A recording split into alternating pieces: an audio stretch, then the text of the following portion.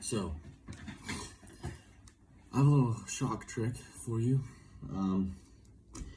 This is kind of a low budget trick, but it's also just in general. I don't know if somebody else has probably figured this out too. I kind of live underneath a rock, so anyways, I figured I'd make a video about this because if nobody else has made it, I feel like a lot of people need to see this. So, with that being said, shock trick. Basically what I did here, let me move this camera. There we go. Okay, so a lot of times, and I get it all the time, where I'll have problems, I'll have a good setup with my shocks, I'll be on an incline, and you know, there's a little bit of play, but it's good. Usually limiting straps are used. I had to set up my little brother's truck. You'd get up to a decline about here and the chassis would lift up like this. Obviously, I know limiting straps would help that, but that also is just a pain in the butt, and then sometimes they break or sometimes they fall off, or sometimes they're too tight and that's annoying to mess with. Fishing lines annoying to tie. So I came up with the trick to just get around all of that. Basically what I did is I took a stock shock, or like these double barrels. These work great because it comes with two springs, stacked on top of each other.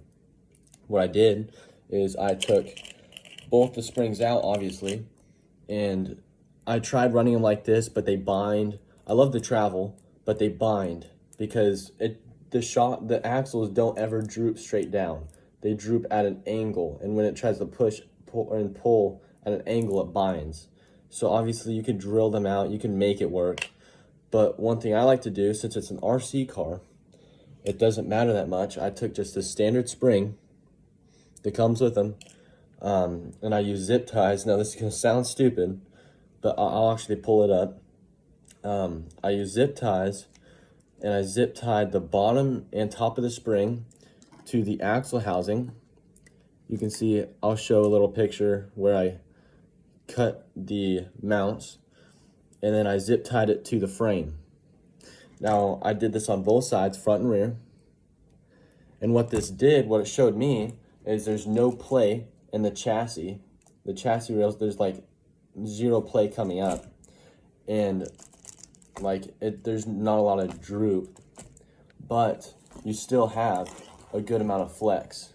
Like you have this right here, it's about, what's a good reference? Here we go.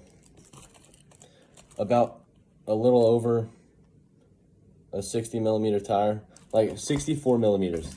I'll put it that. That's like what I found to be the most successful travel when it comes to building good comp performance trucks. But this gives it, and then obviously you can change it, weaker springs, give it more travel, but and then obviously weight can also be an effect. But I don't know. Tell me what you guys think. I want more people to try this, and it's kind of a joke, zip tying springs to your axle, but it has a lot of potential. I got the truck wired up through a battery in it. As you can see, the battery and ESC are sitting pretty tall. Not exactly what you want for a comp truck, but just to show you guys what I'm talking about here. If I can get traction, here we go.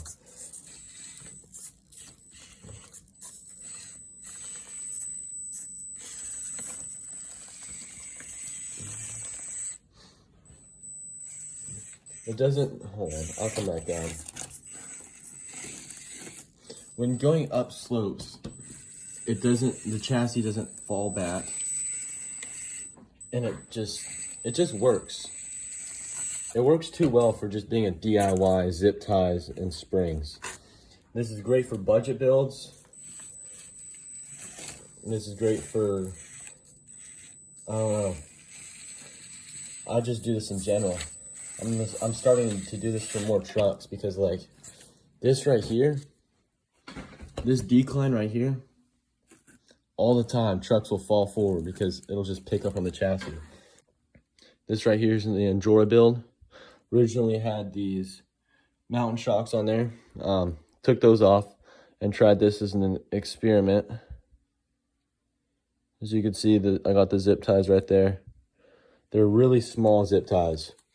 These small cable ties, 4-inch.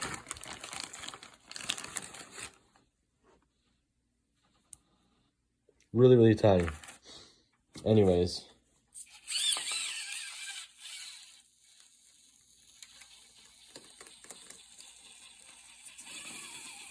It just works so well. It's kind of silly because, in my opinion, I'd rather do this, which I've had great performance with, versus buy $40 shocks.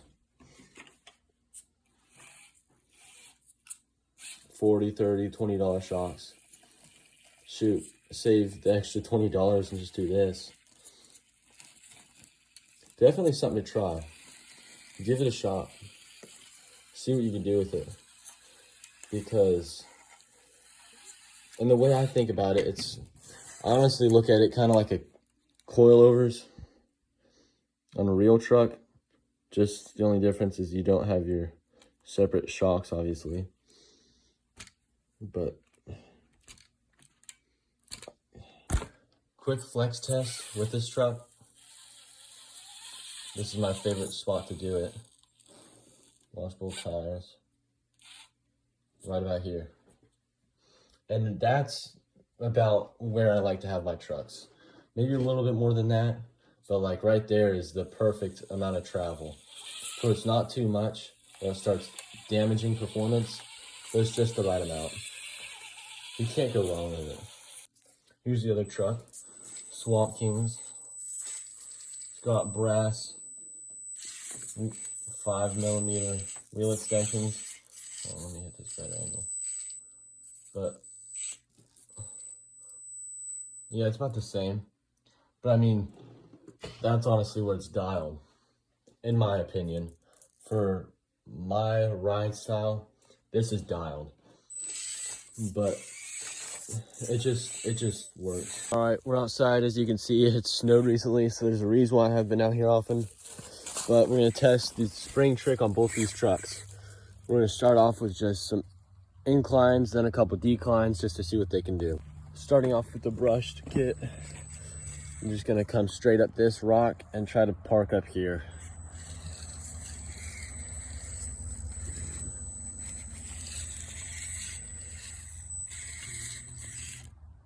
All right, now this time we're gonna do something a little more challenging and try to come down this rock face. Doesn't look all too steep, but it's a pretty good obstacle for these trucks. One of my favorite spots to test them.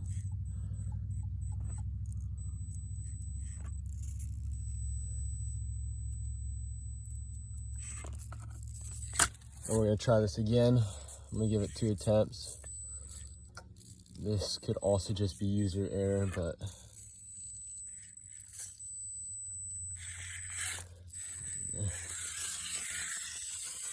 there we go. All right, and for the Endura build, the brushless motor.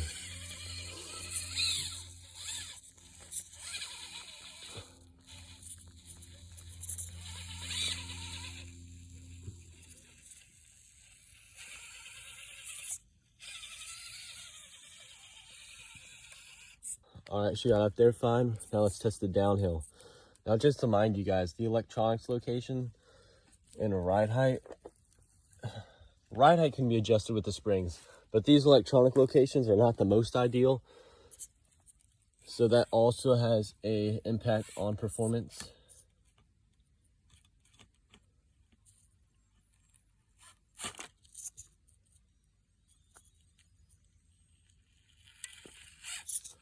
Oh man, yeah. Definitely a noticeable difference so far. Now we're just gonna take the same hill and we're gonna side hill it. We're gonna see how they do individually.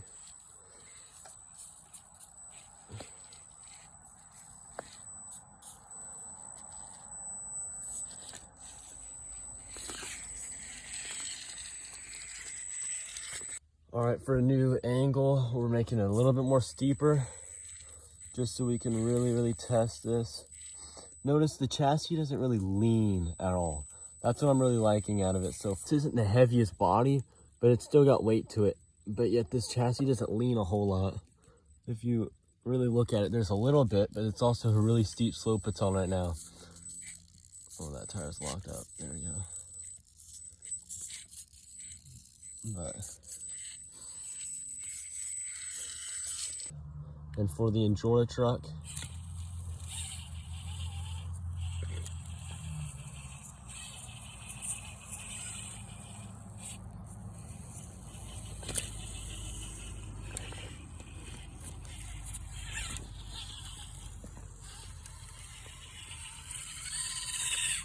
now for the second angle.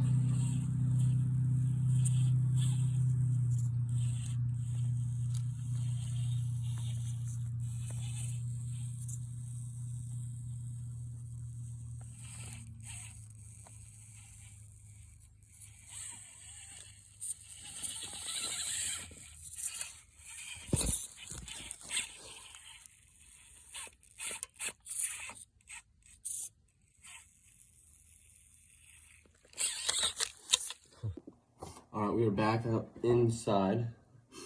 It was getting kind of dark and it was really cold. I don't really feel like being out there for too long. I hope you understand.